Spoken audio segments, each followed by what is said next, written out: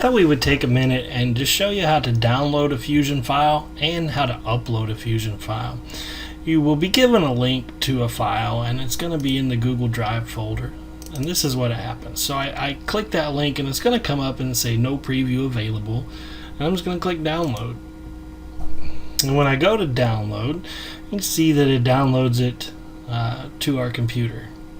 So in order to make that work, now a lot of people will just want to double click that, and that's not going to work well with Fusion. So what you're going to have to do there is you're actually going to go to Fusion. So we'll load Fusion back up, and the big thing here is we need to upload it.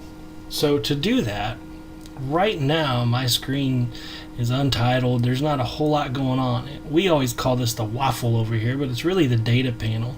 If I click that data panel, it shows my username up here and all the different everything that I'm in the current folder. If I click the home button here, the little house, that shows all the different projects I have.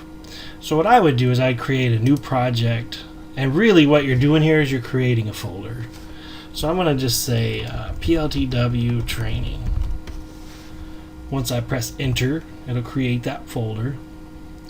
And now I'm actually going to go into this folder, and now I'm going to click upload. So I'll click upload from here after I've created the project or the folder, however you want to look at that. I'll click upload, and I'm going to go to select files, and I'm already in the downloads folder, but if not, I could go to it over here. I'm going to select the file that I need, and before I click upload, I do want to check and make sure that it's it's going to go to the folder I tell it to go to, and then I'll click upload.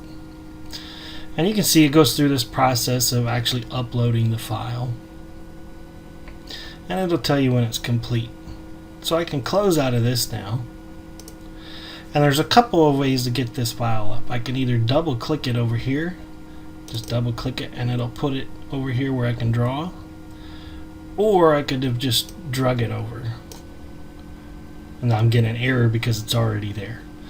But two options: I can double click it or just drag it over.